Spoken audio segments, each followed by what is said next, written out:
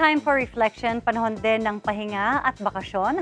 Ang linggong ito para sa ilang kapuso at Sparkle Stars. Ang ilan sa kanila, ini-enjoy na ang kani-kanilang beach trip. Makichika kay Nelson Canlas. Sun, sea, sand, and curves. Summer and beach ready na nga ang ilang kapuso at Sparkle Stars. Si Bianca Manalo, fierce in her animal print swimwear, habang ini-enjoy ang kanyang salty hair and salty feet by the beach of Amanpulo. Perfect naman for the bright sun ang bright hues ng summer OOTDs ni Beauty Gonzalez. Kita rin kung gaano ka-chill and laid back si Beauty sa kanyang vacation.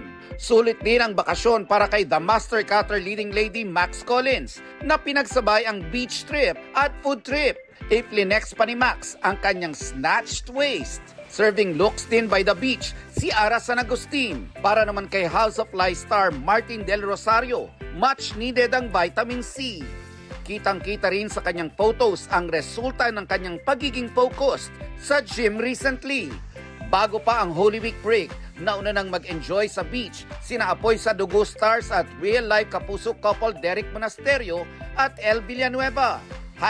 #couple goals ang sweetness ng dalawa at kanilang fit physique. Sina Shuvi Atrata at Anthony Constantino nag-sizzle in their beach outfits too. Pinaghihirapan daw talaga nila para ma-achieve ang fit body na yan ang sabi ni Shuvi. Daily po talaga yung workout niya. Na-influence niya ako talaga sa bagay na yun. May routine akong sinusunod and eating good food. You just need to prioritize yourself and make sure na you're well taken care of. Not just physically but internally as well. Kasi nag-radiate yan. Nelson Canlas updated sa Showbiz Happenings.